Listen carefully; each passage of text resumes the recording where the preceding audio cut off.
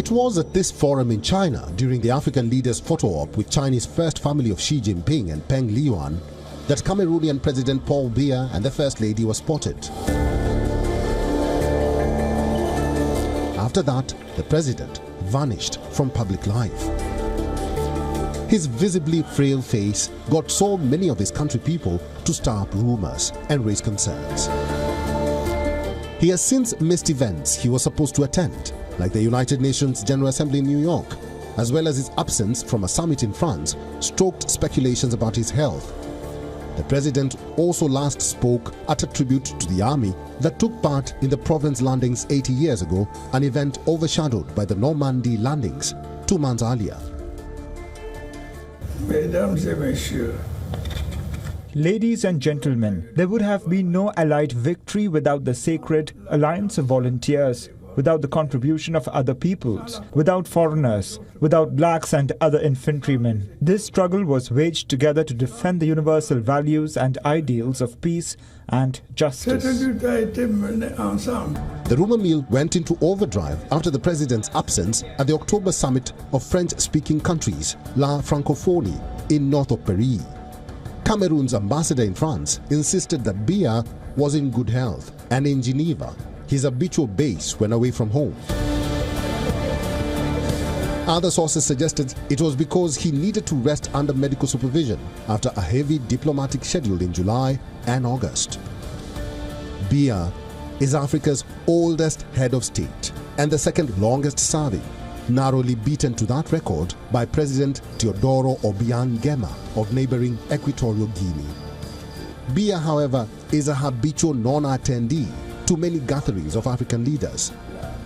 Even back home, with his measured speech and cautious tone, Biya has for many years spaced his personal interventions, largely delegating the day-to-day running of the government and handling of technical dossiers to a succession of prime ministers.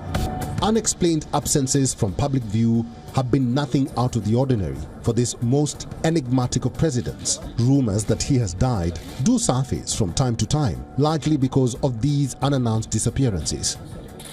As a wave of multi-party democratizing change swept across much of Africa at the beginning of the 1990s, Biya was one of several incumbent leaders to shrewdly adapt, firmly keeping control and allowing sufficient reforms to take the heat out of mass protests.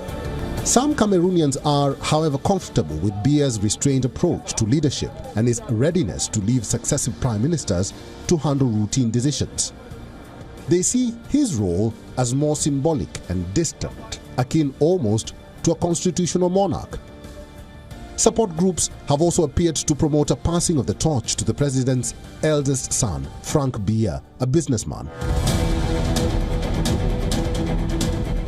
Although Frank himself has never shown any interest in politics or given any hint of such ambitions.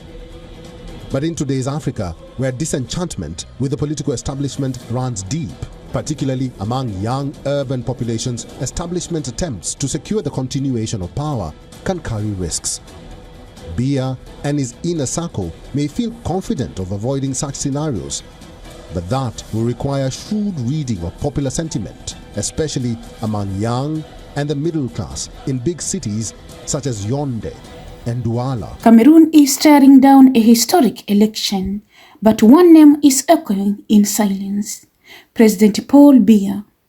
As the October 12 polls approach, the 92-year-old leader, who has ruled since 1982, is nowhere to be seen.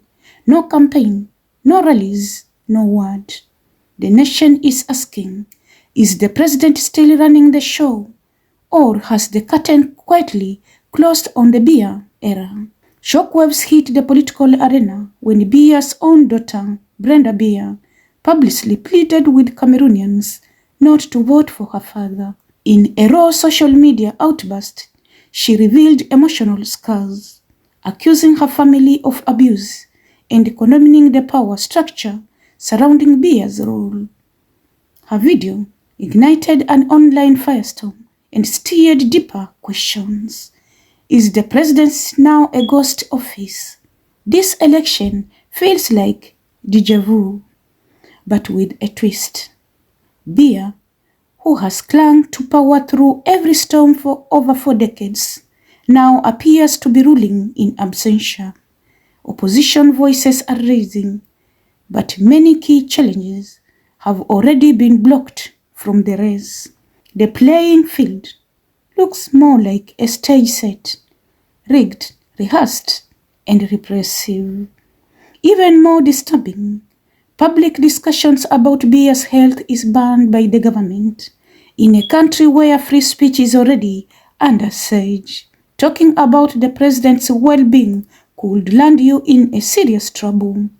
So, the people whisper, but the silence is deafening. In the streets of Yaoundé and Douala, citizens walk with heavy eyes and heavy hearts. Some say it is time for Biya to let go. Others fear the vacuum left behind. But one thing is clear. Cameroon is heading into one of its most uncertain elections ever, with a president who's more myth than a man. Is this the last stand for Paul Biya, or the beginning of a quiet transition hidden in plain sight? Stay with us. This is Pihoa Network News.